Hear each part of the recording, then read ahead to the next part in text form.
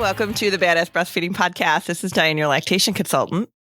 And I'm Abby, and today's episode is brought to you by Fairhaven Health. Stop battling with storage bags filled with either too much or too little milk. The Milky's Milk Savers, the Milky's Milk Trays, freeze your milk in 1 ounce sticks. And today's episode is also brought to you by Sarah's Chill. Never worry about safely storing your breast milk or formula again. Sarah's Chill offers guaranteed convenience with their double-walled stainless steel container. And we will hear more from our sponsors later. But at badassbreastfeedingpodcast.com, you will find a sponsor page. You can check there and see if you can give any of our sponsors your business because they do make this podcast possible. And while you're there, you can scroll down and enter your email address, and we'll send episodes straight to your inbox every Monday. And now Dianne has our review of the week. And it comes from iTunes. And Lenicole, I think it is, but she says, yes. Thank you for making me feel so much more normal, for following my instincts now. I wish I'd found this podcast and more information like you talked about earlier, but I didn't.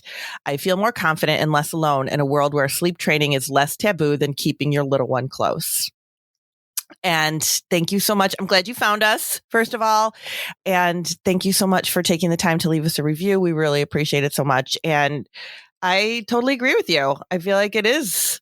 All the things are taboo, right? Except listening to your baby and your body and following that instinct. So you got a good point there. Yeah. And we have a couple of sleep training episodes coming up in the coming months. Oh my gosh. It's going to be so great. It's going to be really good. I know. I can't wait. Interviews from sleep people. Well, one interview. And then we're not going to tell everything. No, but there might be a few opinions. Yeah. Yes, because we do hear this quite a bit. So it's going to be good. So stay tuned for that. I know we keep dropping these little things that we're going to be doing lately, but no, it's good. It's stay tuned for that. And while we're at it, I'm just going to throw this out there. I've had 2 people in the last week message me about an episode on marijuana. I know this is becoming. We need to. This is a thing. We know that it's a thing. We know it's been a thing for a long time, but now that it's becoming legal in more places in the States, and I'm sure people that are listening around the world are like, what the hell is your problem? But it is now legal in more places in the States. So research really is lacking, which is why we really haven't done anything yet, because there really is not a lot of research on it. And the research that's out there isn't very conclusive, and it's not very positive either. So we're just kind of getting all our ducks in a row for that. So don't worry, it will come at some point eventually. We're not going to let that one go by without. We can something. just talk. Yeah, we can talk about the research that's out there and the lack thereof it. Yeah, that's true. Maybe we'll do that. So stay tuned for all those fun things. But today we're going to talk about getting a good latch, because that is a really important piece of feeding your baby. Yes. I like this topic because both of my kids had to work on their latch. And I don't think that we really focus on that unless you're because you don't know, nobody knows anything.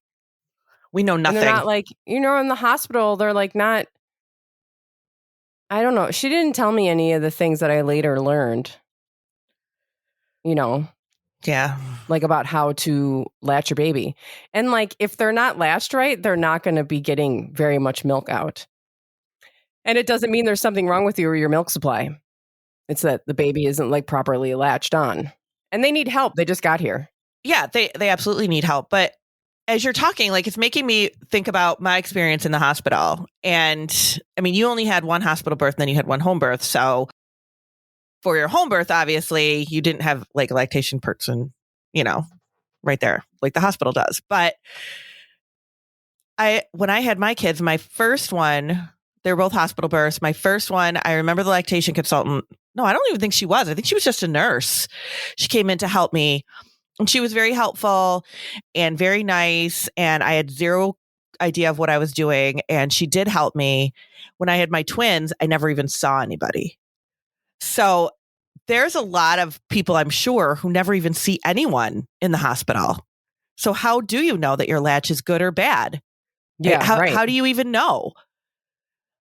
I mean, the information out there is terrible. And I have people that call me all the time that are like, their nipples are torn up. I saw mom the other day. She's like, there's a hole in this one over here. Her husband was like, there's a hole. What are you talking? Like what? But it is, if you don't know that that's not supposed to happen, then you don't know that that's not a good latch. You don't know because you've never done this before. And that's okay. You should not feel ashamed that you don't know. And you should not feel bad to say, or embarrassed to say, look, I don't know what I'm doing here. Is this right? Does this look okay? Because it doesn't feel okay. Yeah, I feel like no matter what's going on, because your baby's not going to come out and like latch real good. Like they need help. Mm-hmm. I feel like every latch could use like a little improvement. It definitely needs work in the beginning. Oh, yeah. It's just like you can't just latch them on and let it go the way that we all think that, that's what I thought. I'm like, why is it this hard? Like, you just like should, in the movies, they just put the baby on and then they bring the baby home and the baby sits quietly in the corner and latches on perfectly every time they nurse, if they nurse at all. But not, your baby can't just like latch perfectly when they come out. No.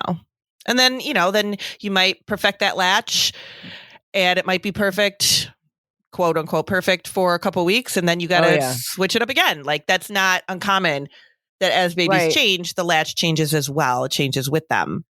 I think that, and I think that there's this idea that like, this is so hard and everything keeps changing and it's, it requires so much work that I must be doing something wrong. Like there's no way to know how much work it's going to be before you start doing it.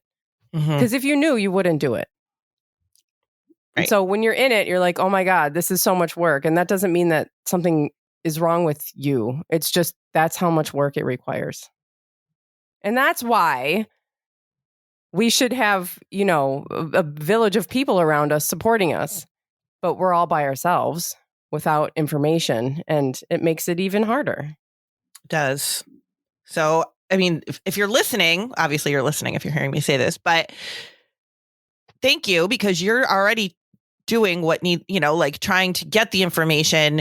If you're passing the information along to other people, then that is like double kudos to you because people need help. Like this is not easy stuff. But the first thing we're going to say about getting a good latch is one of the most important things with getting a good latch, I feel like, well, there's so many important pieces, but one of the important things is how it feels. Like breastfeeding, a lot of breastfeeding and chest feeding goes by feel, what it feels like. Does it feel okay? Yeah. Are you feeling uncomfortable? Does it, like if there's pain, we need to fix it. Like if there's pain then the latch is not the way it needs to be and we need to fix it. So a lot of this goes by what it feels like for you. And don't let anybody tell you that what you're feeling is okay or what you're feeling is not. Like nobody needs to tell you how your feelings are, or what your pain level tolerance should be. Like that's ridiculous. This needs to be like how you feel. It might feel a little strange because you're not used to it, but you should not have pain or nipple damage with a good latch. So for getting a good latch, and we did an episode a few weeks ago on positioning. And you can, if you haven't listened to that yet, definitely like go back and listen to that too, because positioning and latch really, it goes hand in hand. There's a lot that goes together with that, and it makes a huge difference on how your baby's going to feed. And if their latch isn't good, they're not going to get the milk that they need. And then that's going to be problematic. So what do you think the best things to start for getting a good latch? What would you say is to watch for? Yeah. So I know, I mean, I've read, Nancy Mohrbacher writes a lot about laid back breastfeeding. Mm-hmm. And she talks about how the suckle reflex is triggered by like the pressure of like on the hips and the legs and the front part of the baby. Mm-hmm. Which is why that like late, when you're leaning back a little, I leaned away from the microphone. That doesn't help. When you're reclined, not like, we're not talking about laying all the way down. I don't know angles, but like, like in a recliner. Mm-hmm. And that pressure of the baby on their front side triggers them to suckle. And so this is why this kind of position is in what she's writing is recommended and helpful for, getting a good latch and for, comfort as well. This is like, it's got all these names like biological nurturing and laid back breastfeeding. And I don't know, there's other ones. It's supposed to be like the biological way that we are nursing. Mm-hmm. And so positioning, like you just said, is going to be important. And it's like, this cradle position is not the best way for babies to get latched on. It's really not. With them flat on their back. And that's where everybody kind of goes to, is that cradle position first. And that is really that's what we difficult. See. Yeah, that's what we see happening, right? And that is a very difficult position for newborns to do because there's not enough support there for their head and their neck. So it's just not going to be as comfortable for them, which means it's not going to be as comfortable for you. So right. And, giving them more support and when you're doing like that laid back or nurturing and the important thing too to remember with positioning is, just like Abby was just saying, there's nothing wrong with you if you can't get comfortable in a certain position. Like we're talking about right now, we're talking about the biological nursing or the, recline position. Some people have a hard time getting comfortable in that position because they feel like they can't support the baby well, or if you had a C-section, that might be hard to kind of like get in that position. Whatever the case may be, if that's not comfortable for you, then find one that is comfortable for you. You don't have to do what somebody tells you to do just because that's what they tell you should do. Yeah. And sometimes I do see that a lot in the hospital. People say, well, this is what they showed me. And it's like, well, we got to switch it up a little bit here. Yeah. If it's not comfortable, we got to switch it up. It's also helpful because we live in a society. First of all, it's very important. You're going to do what you've seen. This is like how social creatures are. Like we breastfeed the way we see breastfeeding being done, and we see it being done wrong.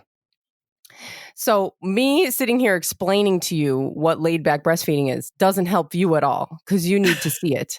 So this is why this information age is really helpful, because we can relearn by watching and seeing things. By like just go on YouTube and look at. There's actually an article here that I wrote for somebody about, well, it doesn't matter. Nancy Mohrbacher, again, has a whole bunch of videos on doing laid back breastfeeding. And that in that way is really helpful because you are seeing it with your eyes and not going, well, this is what I heard on this podcast and way to sit and it's uncomfortable. Well, yeah, it is. It really makes a difference when you see it. It makes a complete difference when you see it. And there's not just one way to do it. But this is the way that, there are ways that your baby's going to feed well, and then there's going to be ways that your baby's not feeding very well. Just positioning wise, because that's your baby. That's what your baby is designed to do. Right. And we know that labor and delivery can definitely impact positioning for these little babies as well. So sometimes, and I think it's amazing that we can just go on YouTube or, Google videos or whatever, pictures. And I have people that tell me that that's what they do all the time. Well, I'm having trouble with the latch. It doesn't seem right. But I went and did, watched a bunch of videos and now I think I've got it down. Like, I think that's fantastic, that we've got that ability to do that now. But a lot of people do tell me that, it doesn't feel right. The latch just doesn't feel right. And these are very first time parents who've never done it before. But even then, your instinct is telling you, okay, this doesn't seem right. And follow that instinct. Even if somebody's saying, oh, it looks fine. If it feels shallow and that shallow latch, if it feels shallow, it feels pinchy, it feels like the baby's not on well enough, they're not on deep enough. And that is definitely a latch that we need to work on. And sometimes people will say, well, this latch doesn't feel right. And somebody will look at it and go, oh, but it looks great. Well, great. It looks great. It doesn't feel right. There's a lot going on inside the baby's mouth that we need to consider too. So why don't we do our break and then, oh my God. I know. It's crazy. We're not even. Okay. We need a longer podcast or something. Okay, I know.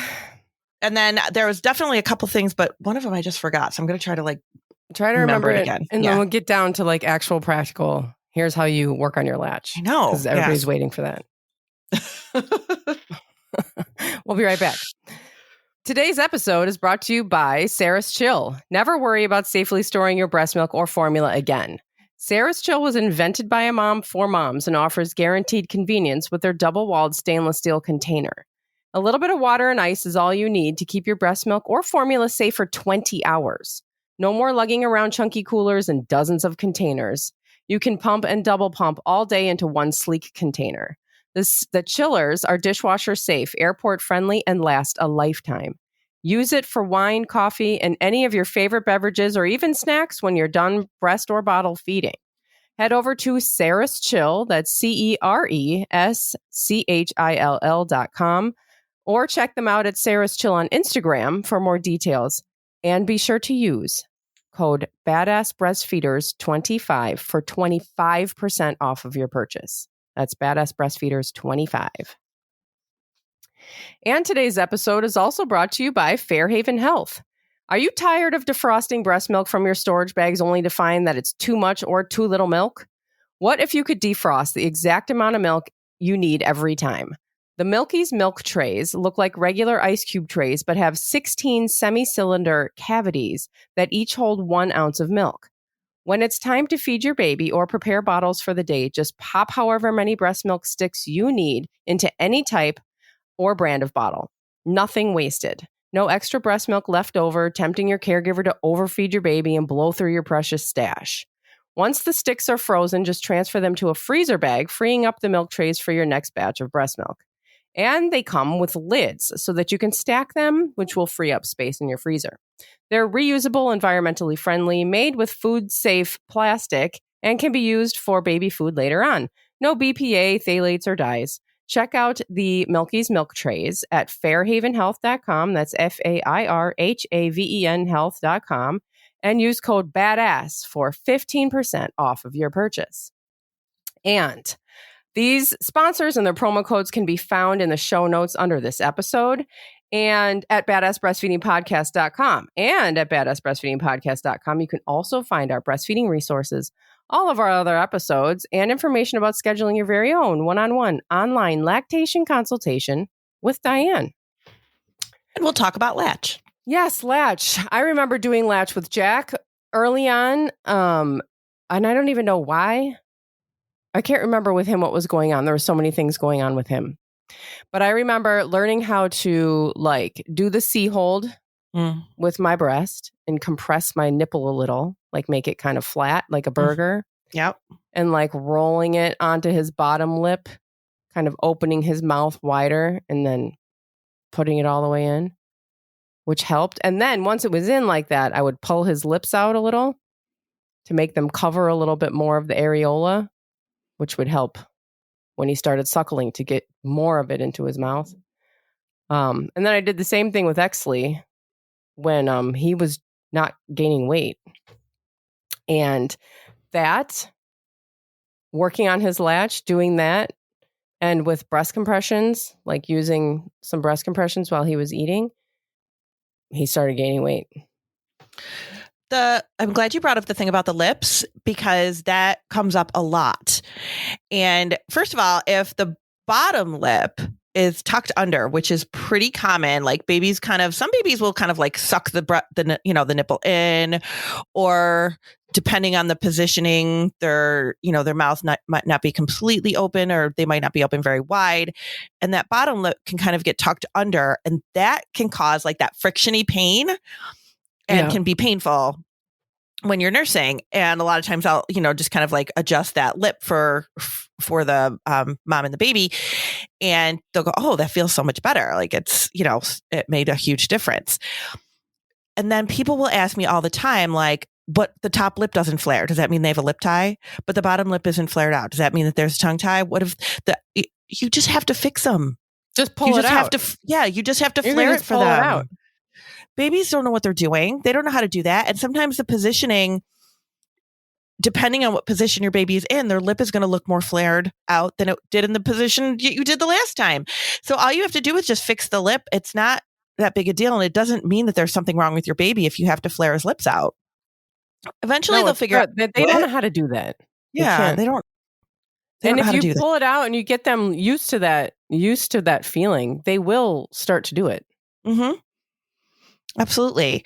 But in the beginning, when you're first working on Latch, sometimes babies, their jaws are kind of tight from just their muscles are all tight and they're not opening super wide. So you do have to manipulate things a little bit more in the beginning, like fixing their lips for them, putting them into a position, doing the compression hold where, like Abby was just explaining with the C hold around your breast, compressing the breast a little bit to make it a little bit easier for the baby to get a good mouthful, get a deeper mouthful. That is super helpful.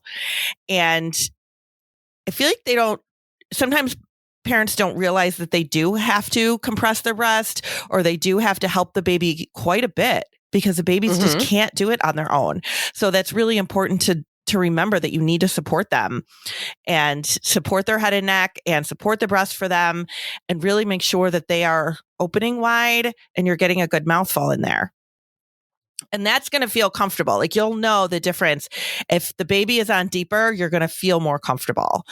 One of the things that I remembered that I wanted to mention is you'll hear people say, well, the areola has to mostly be in the baby's mouth. Oh, and the areola is the dark skin around the nipple. Yeah. I mean, not every person is shaped the same Some way. people have areolas that are size of like huge tea trays or what are those called? Teacup, those saucers, those teacup saucers. Tea trays. I mean, you can't. Yeah. You can't get all that in there, and you don't have to. And I've seen mothers like trying to stuff their breast into the baby's mouth because they're trying to get more areola in there, and that doesn't matter. I mean, it's one of those things where you say, oh, well, how's the latch? Like, oh, well, get more areola in there. Or, yeah, well, feed for 15 minutes on each side. It's just something people say. Yeah. It's not necessarily something that you need to be following because everybody does something different. Everybody is shaped different. Everybody looks different. So go by how it feels. If it feels comfortable, if it doesn't feel pinchy, if you're feeling a good pull, the baby is nursing well, you want to make sure that the other reason why we want those lips flanged out for that good latch is because that will have a good suction. That means the baby's got a good seal around the breast. If the lips are tucked under, they're not going to have a good seal. You want the wet part of the lip to seal the breast in. And that's really important for a good latch. Yeah, and it lubricates things too. Mm-hmm. And they'll get them when that's where the suction comes from. Absolutely. And then nose to nipple. Yeah. Because a lot of times people are in the nipples down by the chin and the baby's down there trying to dig in down. And there's no way to get a good latch that way. You want them to be reaching up. Mm-hmm. Nose to nipple and let them give them space to open their mouth wide. They need a little bit of room to get that mouth open wide.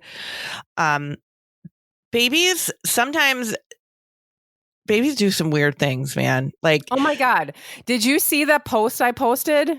You must have, because everyone saw it. It's blowing up. It's I don't even know what the movie is, which makes me feel embarrassed, but it's what's his name? Oh yeah, with the person trying to kiss the kiss what's one. That yeah. actor's name? I can't think of his name right now. He's hilarious. And so it's it's my baby trying to latch. And it's this woman, it's sort of like a scene from a movie where this woman is just really, really obnoxiously kissing this man, this actor. And he's all kind of embarrassed about it. But she's got, her mouth is going all over his cheeks and his chin and his nose. And it's just she's going on and she looks like a little baby, trying to latch on. It's so funny. You have to go to the Badass Breastfeeder on Instagram and look at this post. I mean, I guess by now, we'll just put it, we can just put the link in the... Yeah, but we'll put the link in the... But that is it's so funny because we've all seen our babies do this. Mm-hmm. They're so spazzy. They do not know what they're doing. They know that they want to latch. They know it's over here. They're looking around. They're all worked up. Yeah. You know, they're trying to latch on, and it's like this is what you're working with. This is why it's so hard. Their head will turn in a different direction. You know, like your breast is in one direction, they'll turn their head completely the other way. Like if you touch their cheek, they'll like move, you know, like babies are going by instinct, right? They don't know what is going on. Their hands are in the way. They don't know that their hands are in the way. They don't know that they're right next to the breast, because I will always have parents always say, it's right there. I don't know why they're just not latching. It's right there. It's in their mouth. They have no idea what they're doing. They have no idea. So trying to kind of help them, guide them into that place makes it a lot easier, but definitely expect that you're going to be, you know, kind of, I don't want to say wrestling, but almost like kind of. Oh, yeah. Like, because they are going to do some weird things. Like Abby said, they're spazzy. It's a perfect word for them. Riley. Okay, the actor is John Oh, you were C. looking Reilly. for the actor? I just had to think of it. I'm listening, I promise. I know. But I had to come up with a name, because it's like I shouldn't forget that name. He's like a famous actor and he's funny. Oh my gosh, it's hilarious. But your baby will definitely like be looking in a different direction, be moving their head down. I had somebody the other day that called us at the peds office, and she's like, well, the baby keeps trying to turn on her stomach when she's trying to feed. It's like, that's not a feeding issue. That's a baby issue. Like, that's just what it's like, you know, 3-4 months old. She's like super distracted. So she's wiggling all over the place. Like, that babies just do weird things, and they're like looking for the nipple. They don't know that the nipple is right there, right? They just don't know that. They can smell you. They know. I mean, like instinctively they know, but they don't know how to get it's around to it. There. Yeah. They don't know how to get to it, and they don't know how to make it happen for them. So that is why the support is really good. So your baby has to feel the nipple at the top of the roof of the mouth in order to stimulate their suck reflex. So if your nipple just lands like right on their tongue, they are going to be like, what are we doing here? I don't know what this is. I don't know how to make this work. That needs to be a little bit deeper, which is why that compression sandwich, what do they call it? Like the nipple sandwich, whatever it is. You're compressing the breast a little bit more. The baby can get out a little bit deeper. They can get more breast in their mouth, which means that trigger of sucking is going to happen for them. If the baby is just kind of like at the base of the nipple, they're not going to do a good job with that latch. They're not going to get milk out the way they need to. It's going to be painful. We want them on deeper so that it's more comfortable. They're getting the milk that they need. And it's a good latch. And you feel like it's a good latch. You feel like your baby's on deep. You feel like they're feeding well. And that's what we want. Not the lady kissing your face all over the place. It'll be much more comfortable for you. And they'll be able to get the milk out. Yeah. So sometimes what we see with this, when people talk about like, I feel like the latch is shallow, I feel like the latch isn't good, we'll see, you know, a lot more nipple damage, probably maybe some cracking, some blistering at the base of the nipple.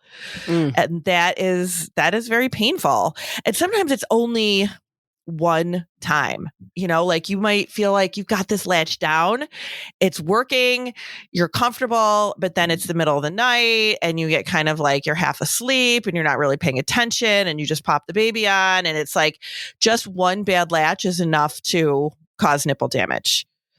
So you really do need to make sure that you are getting a good latch every single time. And I do have people that tell me sometimes that like, well, in the middle of the night, you know, I don't really pay that much attention, or I don't get as comfortable because I just want to go back to sleep.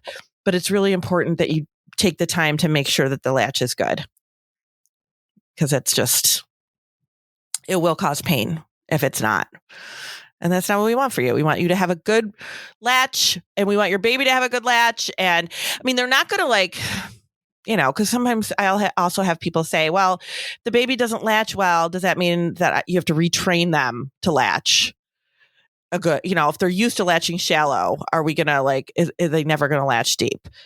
No, I mean, you just have to fix them. Just fix them. They don't know what they're doing. Fix it in the moment. Even just stop. If they latch on and it's too shallow, just stop. Take them off. Take it Don't out. let them. Yeah. Take it off and start over again. That's another thing that happens. It's like you get so, especially in the beginning where your baby's like, it takes so long to get them latched anyway because newborn and they're looking for the nipple and they're falling asleep in the middle of it all and everything else. And when you finally do get them latched, you're like, all right, the baby's on. We are not going to move. Everybody stay still. Nobody talk. And we're just going to leave it this way. And that's it because the baby's on and I just want them to eat. You need to stop and fix them. It's not going to go well at all. No. They're not even going to eat well. You need to stop and fix them. Yeah. And don't just pull your nipple out of their mouth because they are sucking. So I don't know how much we need to tell people, but don't just start pulling because that'll actually trigger them to start sucking even more. Mm-hmm. You got to stick your finger in there. Yeah, that's a good point. Because I do see sometimes I've come to the point now where I'll ask people like, do you know how to release the latch? And sometimes they'll say yes. And sometimes they'll say no. And they'll just like pull the yeah. And then they're your baby's not going to let go. You have to stick it in your hands in your mouth like you're trying to get something out of your dog's mouth. So one of the other things, like how you just mentioned, which is perfect, that it's a reflex for them to start sucking like that. Mm-hmm. So a lot of times people will say, oh, but I try to take the baby off and then they start sucking again. That is a reflex. That is not them starving to death and you're taking their food away. That is a reflex. So it's okay for you to break the seal and start over. It's not going to traumatize them in any way, shape, or form. We just need to make sure that the latch is good. And sometimes you do in the beginning, sometimes you're starting over several times before it feels like it's right. And that is really frustrating and overwhelming. But babies need to learn and they learn by doing it. And a lot of that is you're learning too. You're learning which position works best for you. You're learning how to support your baby. You're learning, what the best things to do is. And that's really important. Yeah. There's nothing worse than a bad latch. Ugh. I mean, it's terrible. And there are things, there are things, that like obviously need intervention that affect their latch, but a lot of times it's just you need to fix it. And I know we live in this world now that jumps to like, tongue ties and lip ties and all of these interventions when we haven't worked on the latch yet. Right. Definitely see a lactation consultant. It is so, so, so important. I always tell people too that, when I see them prenatally, make sure you see somebody in the hospital. Even if you feel like it's going well, really try, at least ask. If they don't send somebody in, that's on them. But at least ask, because sometimes lactation will come in and it will be a time where you're not feeding your baby and they might, answer some questions for you or whatever, but make sure they see the latch at some point. Make sure they see it just so that, okay, the position does look good. And, just so that somebody can kind of get eyes on it and you can get somebody's opinion. But get a lactation consultant for sure if you're not, if you just need that guidance, really. Like, I know people don't want to pay for one. I know, that's comes up a lot where people just really like, I don't, and yes, insurance should cover it. And the majority of the time it doesn't. But it is really important for the ongoing breastfeeding relationship that you have somebody that you can talk to, that you trust, that is going to help guide you through this, because it is hard and you don't know what you're doing. It's just such a new, unexplored territory. Yeah, and it's not, it's for some, the lactation consultants are sometimes, it's seen as like extra or like, oh, I can just do without it. But then, you can't live without that stroller or that whatever. Right. Because this is what we see as like being valued in our society. And, if you're planning on having a long-term breastfeeding relationship, then it's really good to have a lactation consultant on hand who's going to help you through that. That's like the main thing that you're going to be doing for a really long time. Yeah. And with the latch, the baby gets older, the mouth gets bigger, they start getting teeth. Just because they start getting teeth doesn't mean that you have to stop. They don't automatically bite. No, they do not. But you do have to teach them you have to work on the latch consistently. I remember when Jack was like, Exley had been born and Jack was, I guess, about to be 3. And man, God, his latch. Oh, it was so awful. And he's 3 by this time. So I was like talking to him. I'm like, you can't do that. You need to like open up. You need to, do these things with your mouth. And you have to stop doing whatever it is you're doing right now because it's horrible. I didn't say that to him. You can say that to your newborn if you want to. You can say it to the newborn. They don't know what you're talking about. Right. But also an older, a toddler can understand as well. Like, you can like, no, that, that's not, it's not deep enough. Open wider. Or, you can tell them. Yeah. Anyway, so yeah, the latch is going to change consistently. Yeah. So just kind of. People will be like, oh my God, they forgot how to latch. No, they didn't. You just have to keep working on it again. It doesn't stop. Yeah. So that's Latch. Thanks for listening. Thank you. Bye.